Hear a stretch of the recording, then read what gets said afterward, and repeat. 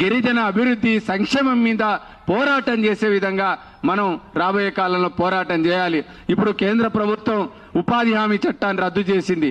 ఇప్పుడు మొత్తం తండాలలో వందల మంది ఈరోజు తెలంగాణ రాష్ట్రంలో వేల కుటుంబాలు, గిరిజన కుటుంబాలు, లంబాడి కుటుంబాలు ఉపాధి హామీ మీద బతుకుతున్నారు. ఇప్పుడు రద్దు చేసింది. అందుకోసం 4వ తేదీ మేము గిరిజన సంఘంగా రౌండ్ టేబుల్ సమావేశం సుందరయ్య విజ్ఞాన కేంద్రంలో పెట్టాం. వేల మంది కుటుంబాలు తీవ్రమైన రేపు ఎండాకాలంలో వస్తే ఎక్కడ వలసలు సుదీర్ఘ ప్రాంతాలు బొంబాయి, పూనా వలసలు వెళ్లే పరిస్థితి తిరిగి తీసుకొస్తా ఉన్నారు.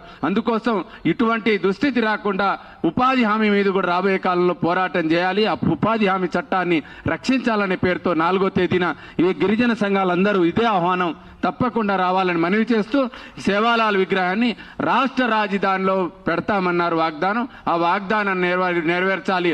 ఆ విగ్రహం మా గిరిజన లంబాడీలకు సంబంధం లేదు.